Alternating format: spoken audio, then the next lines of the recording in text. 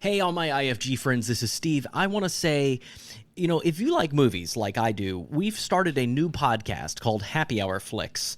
You can find it anywhere podcasts are found. It's all about nostalgic movies that we love, and we bring on special guests each episode, and we also have specialty cocktails made for each one, too. So it really is an hour of a good time talking about movies that we love, like Gremlins, Seven, Free Willy. We talk about The Last Starfighter also. I mean, we kind of run the gamut across all the decades and really have a great time. So wanted to invite you to come over and join us. That's Happy Hour Flicks, anywhere podcasts are found.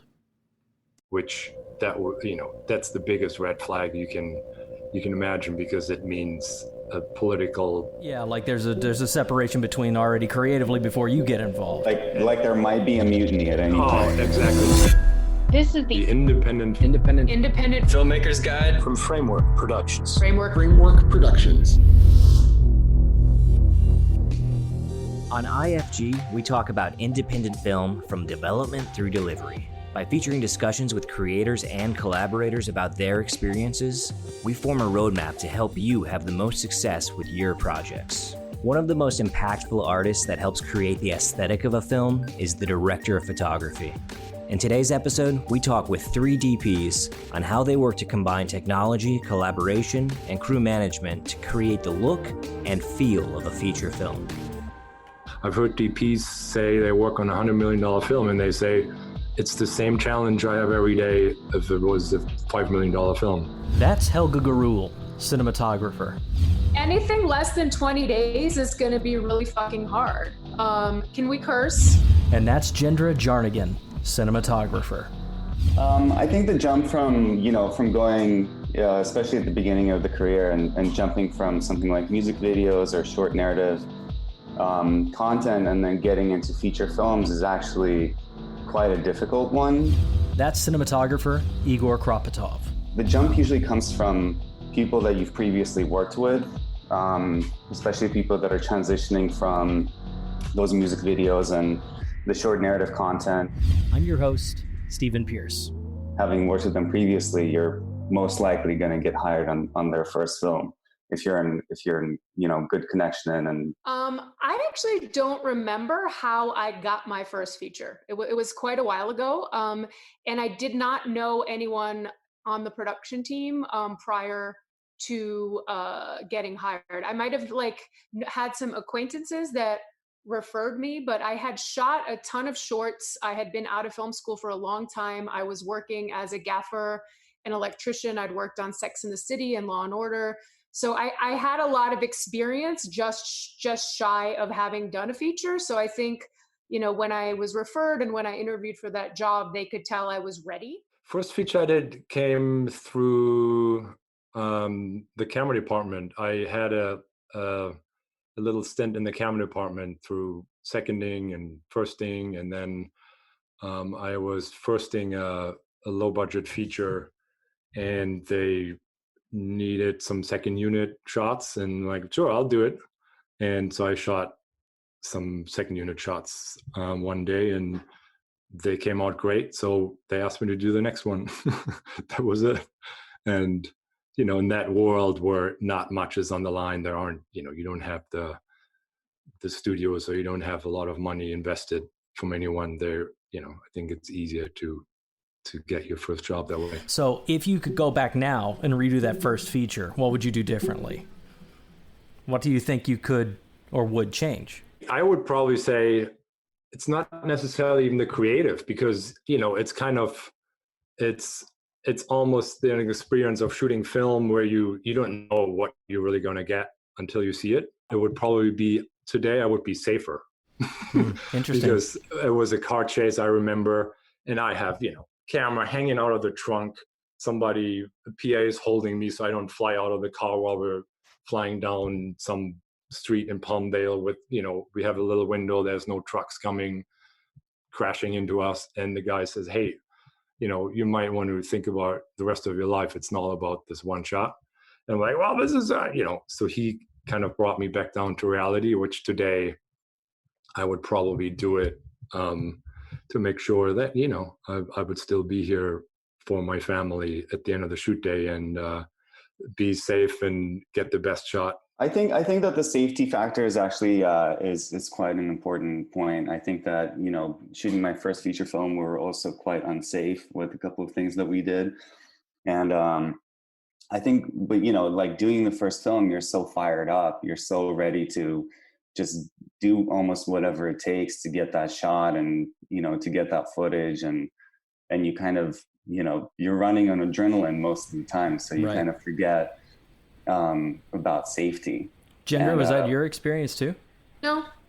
No, I mean, I did learn those lessons early in my career. Like, I remember hanging off of like a big, I don't know, like wheat silo or something, as like a sophomore in film school, like over the edge to get someone climbing up the ladder towards me. And I will identify with like you're being in the moment and you want to get the shot and you're committed to doing your best work. And so that clouds your judgment about what you're actually doing to your physical safety. The irony is I did have enough self-awareness that I would never put anyone else in that position.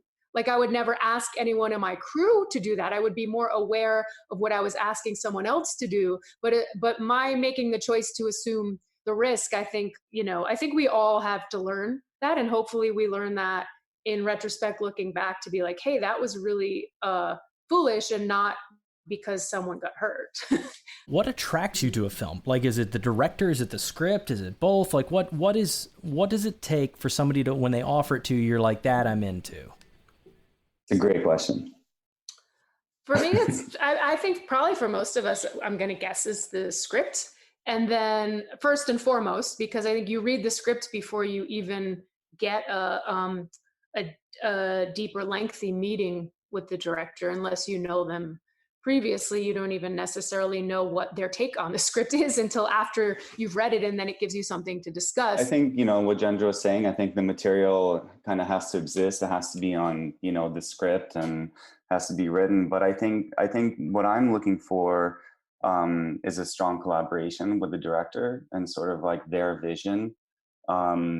It's sometimes it's tough because, people are sort of looking to just, hire a sort of like a camera person that can execute something, in a traditional way.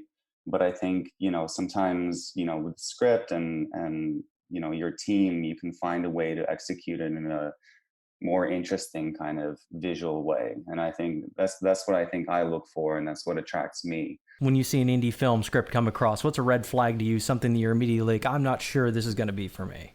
Yeah, the interview that you go, usually it's with producers, a director, or whoever is, because I remember doing one and they even asked me, it's like, so this is all great, we'd love you to do it, and what happens when the shit hits the fan? What do you do?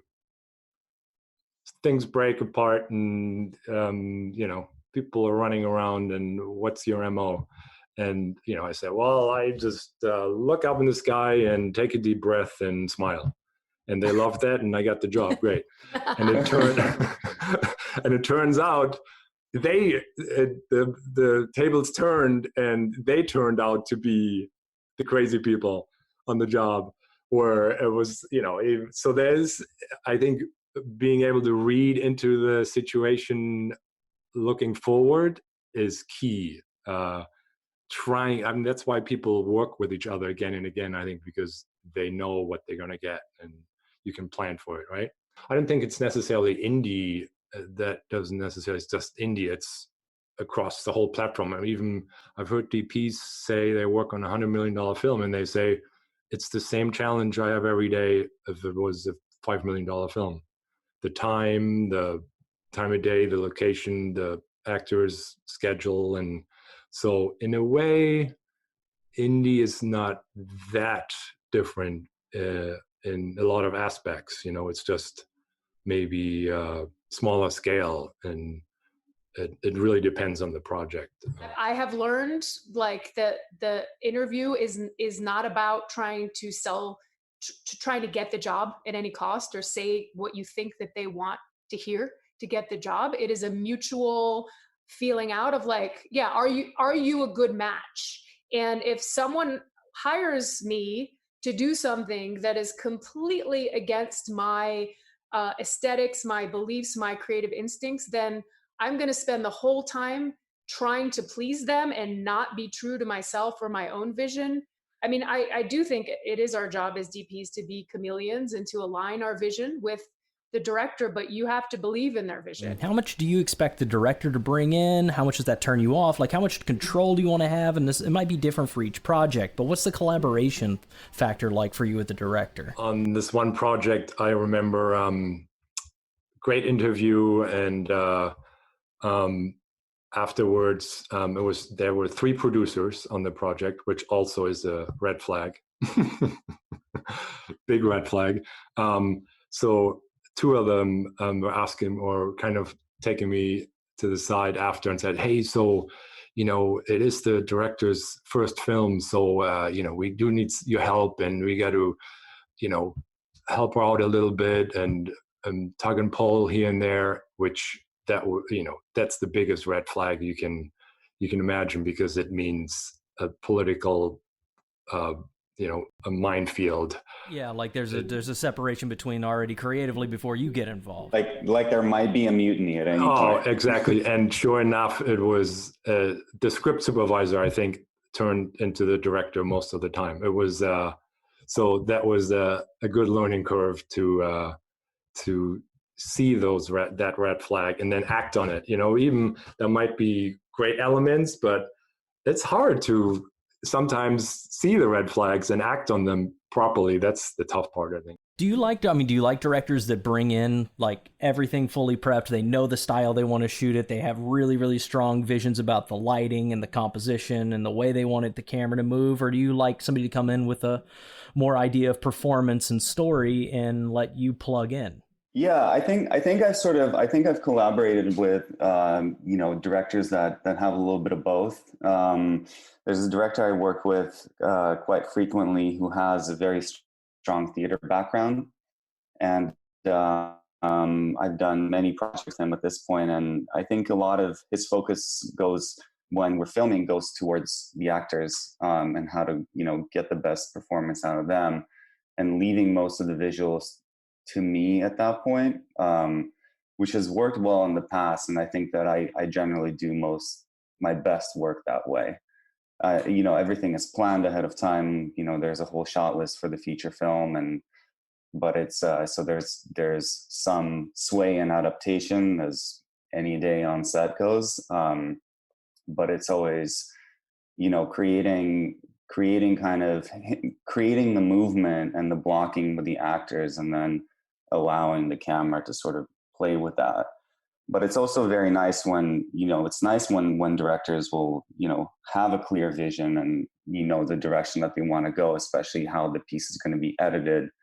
That's a huge help, because sometimes people will lean very hard on you to make those decisions. And, and that's where it becomes tricky, because it's tough to make those decisions for somebody else. Yeah, but so even in that realm though, like even if they have a good staging and they know the way they want to do it, do you always have enough time on an indie feature to really get to play with what it wants to fully be? No, I mean, it can be, you can run through a scene with a director and they say, well, this character goes here, and then the other one goes over there, and then the third character goes that way, and then all of a sudden they're all spread out all over the room, and they're facing different directions, and all of a sudden this 15 shots that you were going to do is now somehow turning into 40, because all of a sudden you're trying to figure out where to place camera to grab each person's reactions and so on and so forth.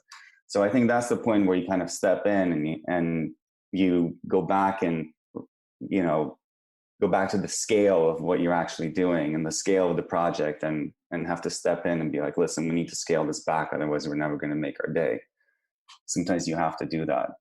And that's, and then that's where the AD and everybody comes in and helps facilitate that.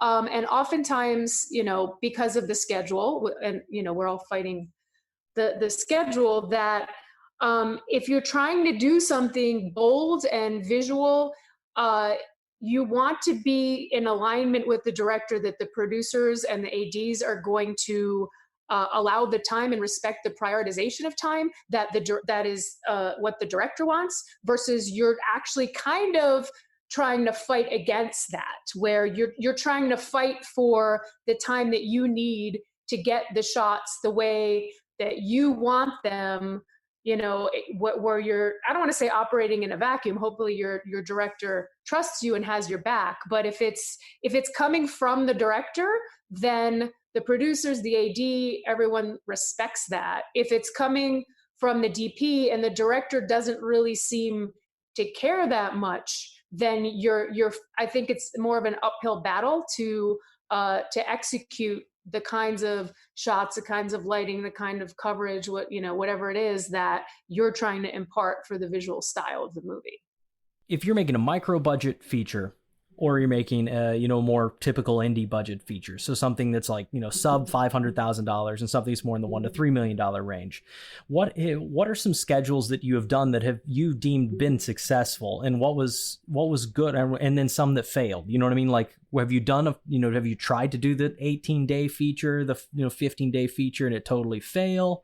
Have you ever had the luxury of doing a 28, 35-day shoot? You know what I mean? Like, and what was the difference? I did a film that was quite big for how small the budget was. We had a lot of stunts, a lot of action, and the principal cast was a group of 7 people. And I think we only had 20 days to shoot. But there were days where, where it was very deflating, to make it to the end of the day and just feel like you hadn't been able to live up to the potential that this movie deserved because of the circumstances of the schedule and the the inability to budge on that. I think any project, time is the biggest asset that one can ask for and one can have. Just a little more time, if it's scheduled as an 18-day film, you walk away and think, man, 20 days would have been perfect. Or, if it's a 20-day film, 25 would have been perfect, and so on and so forth. And,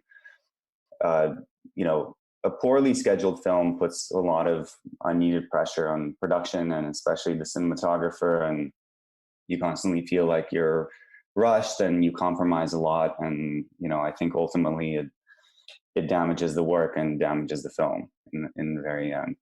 And, so that's one of the things that I always try and push more for. But I do think that there are ways to mitigate a schedule for a film. I mean, it depends what kind of film you're trying to make. If you're trying to make an action film and then you have only 18 days, that's quite a difficult task to achieve. If it's a lot of sitting down dinner conversations and, you're shooting 3 pages a day for 18 days, then you can do that. So it really depends on the type of project. I would say the plague with indie films, the indie film pandemic, is not having enough days to do the proper work that you'd want to do. So how much prep for an indie film do you need versus, more. Again, more. Exactly. The answer is always more. So what do you feel like you must, I guess, rather than viewing it as days, how does it work? Like, if you hired on as an indie film DP, are you hired for a set amount of days, or you hired for a set amount of like prep weeks, or like a set amount for your prep? Like, how do you guys do that? I would say a week. I'm just going to throw that out there. A productive prep for a week. And I think also would be important to have the crew on as much as possible. To have your keys on as early as possible is a huge help.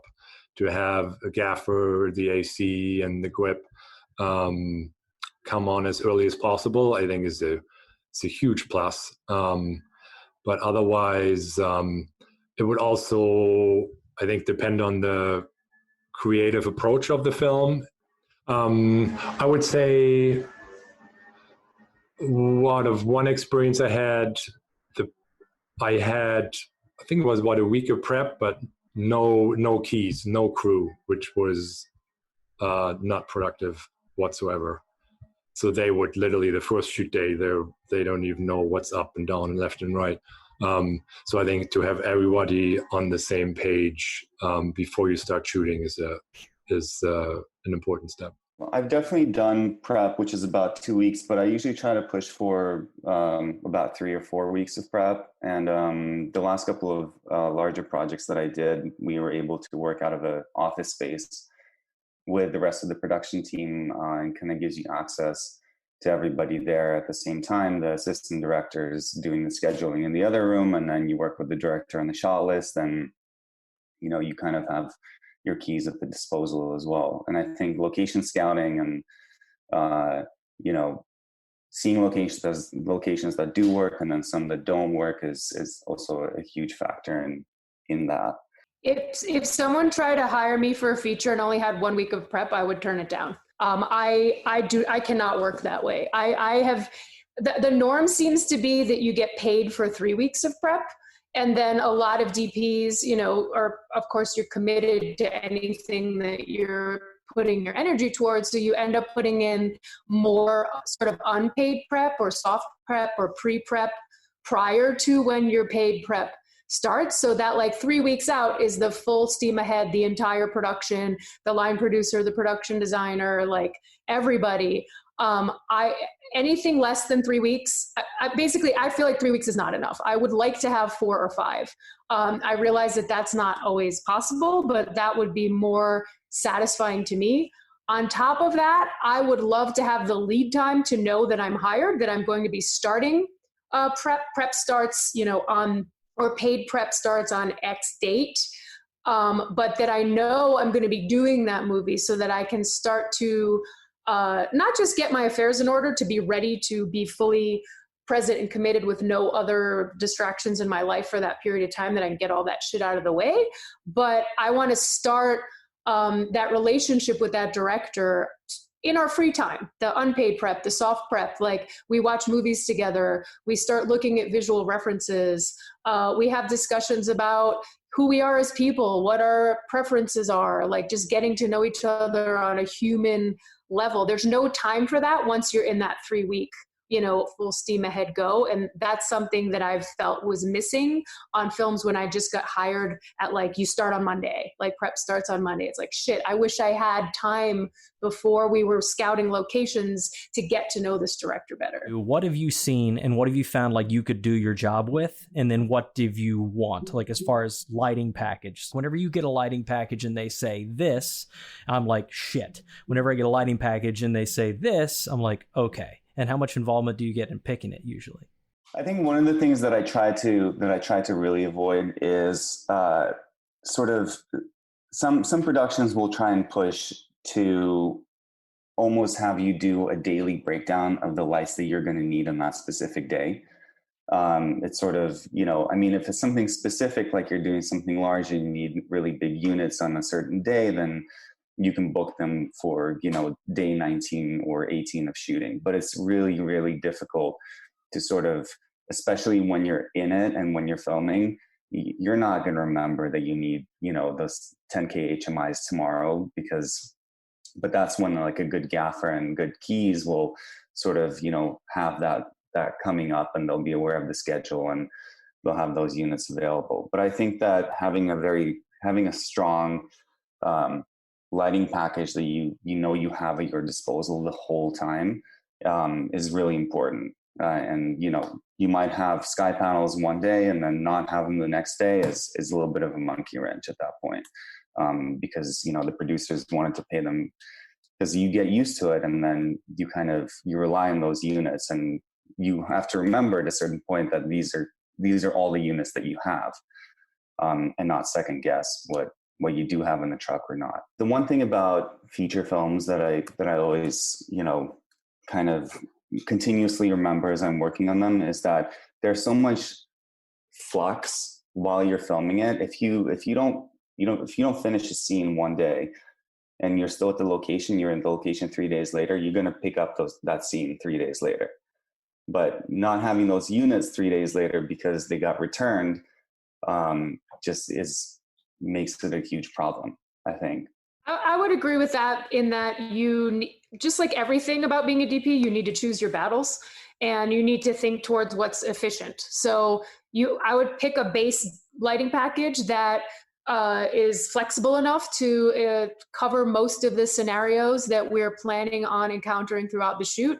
And then, like Igor said, if you have, some outlier setup, like some location that requires a large quantity of things that it doesn't make sense to carry that full time, or some bigger units that are too expensive to carry full time, then you would day play that gear for those particular scenes or those particular days. But otherwise, I'm looking for stuff that, nowadays with the sensitivity of the camera, stuff that can plug into the wall primarily, that we're not necessarily carrying on a small film. We're not necessarily carrying big generators full time. We're only getting those when absolutely necessary.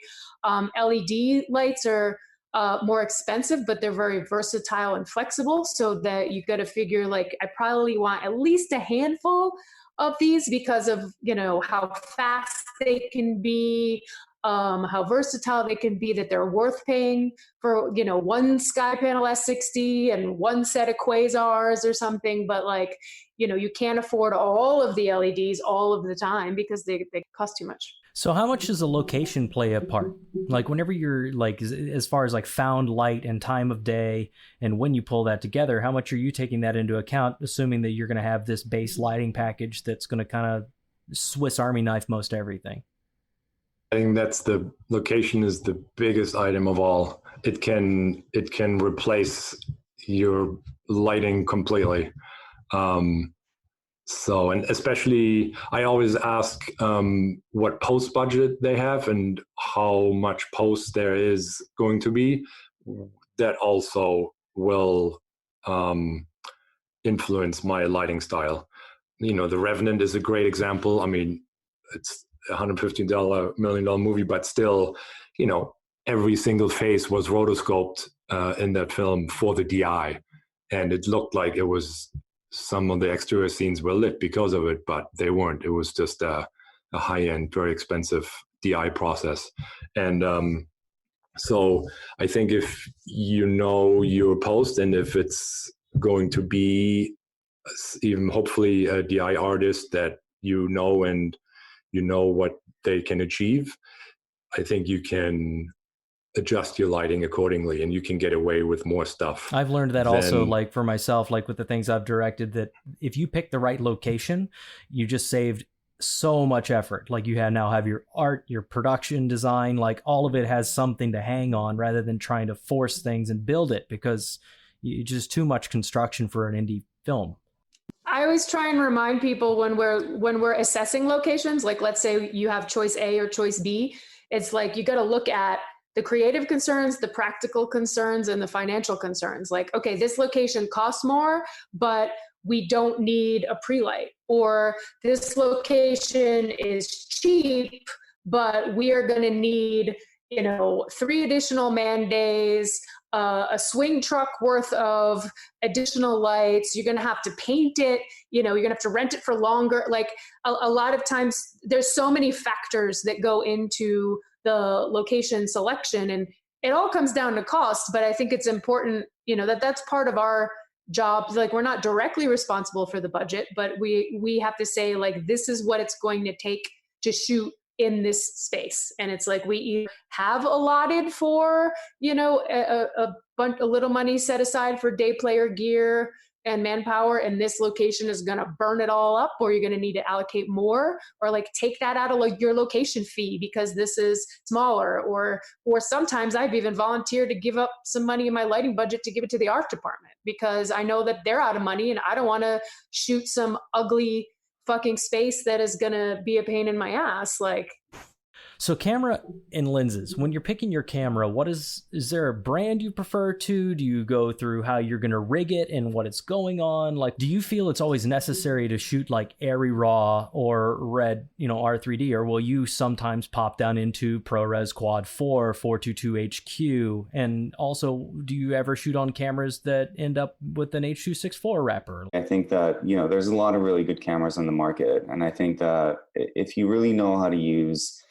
lighting and composition to your advantage, you can't really just be, stuck up on the best camera on the market, because if it's going to break the budget completely, of the film. And, you know, if it's going to take away money from the art department and from the locations, it doesn't matter if you're shooting, you know, on the newest, coolest thing with the best lenses out there, because it's not sufficient enough to make a film. And it's not going to make your work necessarily appear good.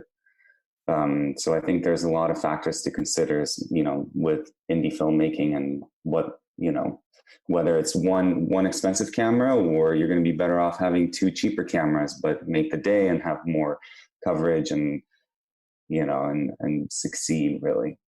I agree with that. I think, you know, it's important to take a right tool for the job approach, and that part of our job as DPs is to know the strengths and weaknesses of the various camera systems, so that when we like look towards, okay, this project has these parameters, these are my priorities, like either this camera or that camera is going to be the best choice for that. Or if we can't afford that because we're getting a really good deal from this rental house, but they're like, okay, well, we're out of Alexas, but we can give you a red, you know, or we can give you two reds, but we only have one of the, and to be, you know, to know when it's worth being flexible, to be like, all right, if we're going to get a really good deal on that, then I can get the lenses that I want, or I can get, you know, another electrician, or, you know, it's again, choosing your battles. But I'm not a camera specific person. I'm more of a flexible person, and I would use and have used like a, you know, Fuji X-T3 or a Sony A7S as like an insert camera for a certain situation. Like I had to get really low underneath someone in a music video, so I used my Sony X-T3 with an external recorder instead of having to build. I was shooting on a Venice, so I would have had to have built the platform way bigger to accommodate the bigger camera. So it's just like, why don't I just get a little tiny camera and get under there? And the colorists couldn't tell the difference. So, you know, you need to know when you can get away with that kind of stuff and when you can't. Like, I did this film in Puerto Rico, and initially we thought Alexas, and it was when the Alexa M was still, you know, the great handheld camera. And the production came back with an argument saying that, well, anything that's on the island, we're going to get a 90% tax credit. So there goes anything that's not available on the island is basically out of the running, because, I mean, I was saying, hey, I have this great relationship with this cameras in New York, they can ship it. And they're like, well, 90% tax credit, is that going to be applied? No. So we ended up using whatever the local cameras had. And, you know, you adjust, and it turned out great. And you know, find your creative angle within those challenges, and everybody was happy in the end. Are you looking at aperture whenever you go into an indie film? Like, are you looking for something that's going to have like a prime that's like 1.4, 1.2, or are you cool with zooms? Like, I mean, because there's a cost factor to each of those. I think you have to look for lenses that are, you know, that sort of speak to the character of the project, and, you know, accentuate like the story that you're trying to tell.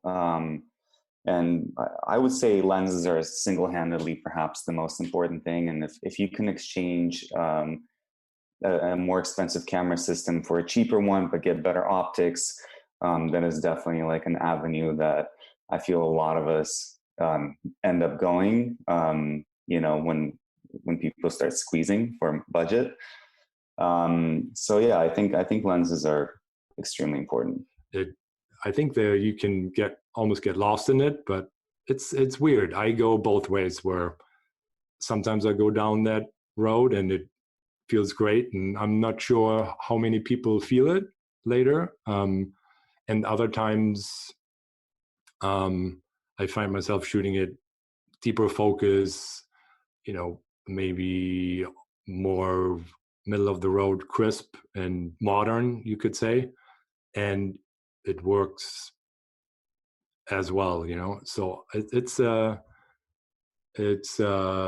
think you can go any way, and it all works. I think it just depends on what your creative space is at the moment. I think that the people being obsessed with lenses the last few years is kind of overrated. I think that the differences between various lenses can be incredibly subtle. And I think that people putting all of their attention on that is not necessarily the right place for certain projects for you to put your energy. At least for me, like I have some projects where the lenses were incredibly important to me, and those are usually projects where the lenses are really weird. Like I'm kind of like go big or go home in that regard. Like if you're not doing something with lenses that are completely strange and out there, then all the other ones are kind of very similar. So it's like the difference between shooting on super speeds versus Cooke S4s versus master primes. It's like, I don't know that many people are going to see the difference unless you are doing something very stylized with lens flares. Then the kind of flare that you get from those different lenses are very distinctive. But if it's not a flary movie, or like my last film, I used really obscure vintage anamorphics called Crystal Express from either the 60s or the 70s, because they looked really strange, and I wanted a really strange look. But otherwise, I think the attention that you put into lighting, into production design, into camera movement, into composition has a much bigger stamp on your visual story than the subtle differences between one flavor of lenses or another.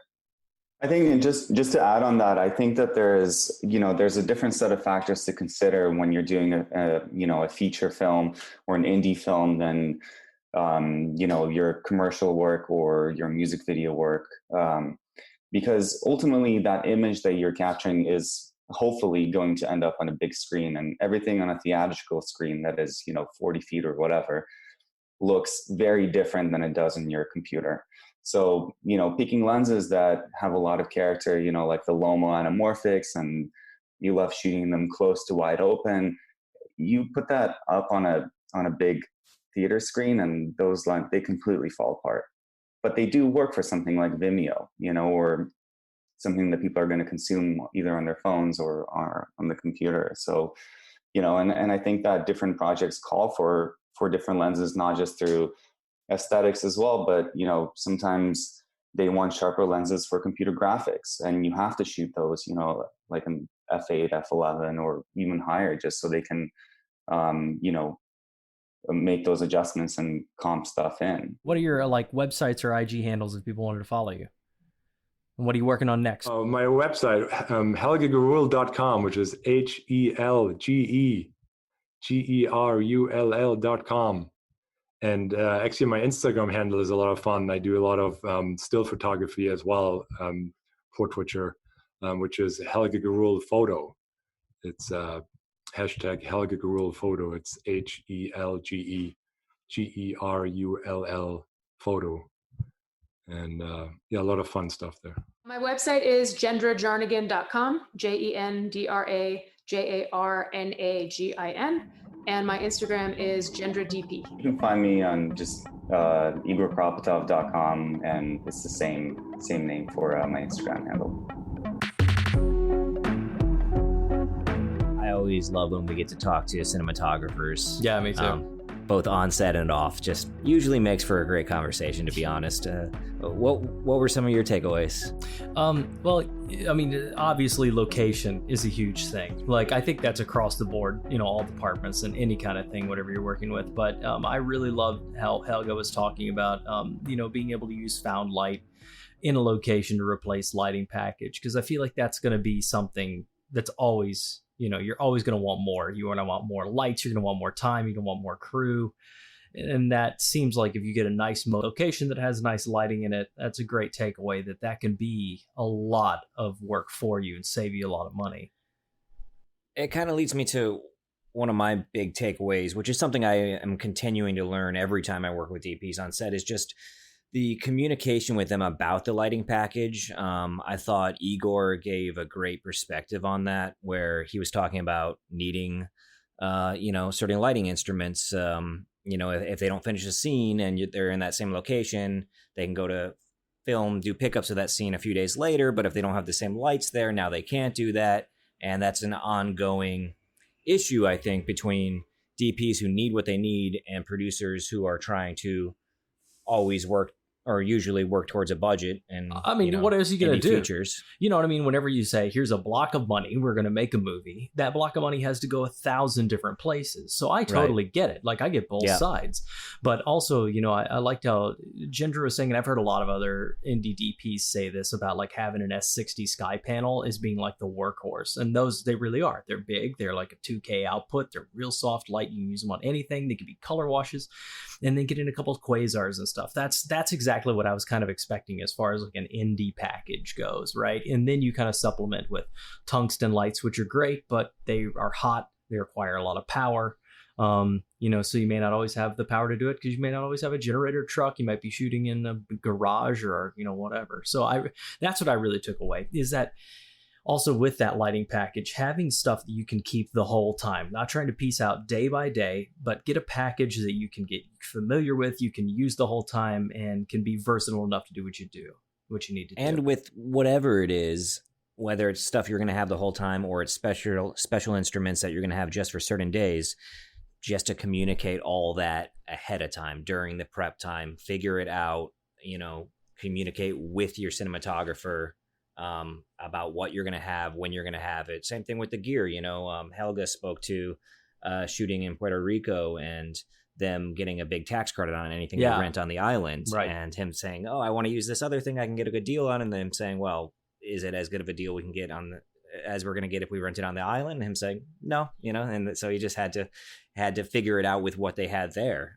So whatever it is, I think the big takeaway, which is often the case, is communication and prep. Yeah, exactly what you're saying. Prep. Filmmaking is a collaborative experience, and so is this podcast. Follow us on Instagram at framework_productions for upcoming episode announcements, and leave your questions in the comments for our future guests. The first-hand commenters are immediately entered to win a monthly prize. Please take a second to subscribe so you know about the future episodes, and leave a review. It really does help us. For more information about today's guest, visit us at frameworkfilm.com for visuals, diagrams, and more. IFG is a community, and we want to help you in your filmmaking process. Hi, I'm Chris Barron, a filmmaker from Denver, Colorado, and I'm reading the credits. IFG is produced by Framework Productions and directed by James Allerdyce. It's produced by Matt Mundy, edited by Audrey Rae McHale, and hosted by Stephen Pierce. The music is by Glassboy. Find his music on freemusicarchive.org. Thanks for listening. Hey friends, we just wanted to take a quick moment to talk about two personal things. First, we wanted to thank you, our listening community, and our wonderful guests, learning so much together along the way and continuing to learn, sharing our stories, making a lot of new friends, and collaborating, which is exactly what this is all about. Which also brings me to my second point. In great part to many of these new relationships, we wanted to let you know that we've taken a lot of this advice ourselves and made our own narrative feature film, Herd, H-E-R-D, Herd, which is premiering this October on Friday the 13th in select theaters as well as on VOD. Personally, I think it's the perfect kind of scary movie to watch during our favorite scary season. So we'd love for you to celebrate with us and watch Herd. You can pre-order it on Apple TV, and of course, do the communal thing, see it in theaters. Of course, for all of this, please see our show notes, but basically, we're going to keep it all updated at herd.film. That's HERD.FILM,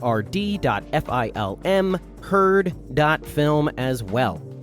Thank you again, and be sure to give us a rating and a review over on Apple Podcasts so we can continue to build this community and collaborate. IFG, how movies get made.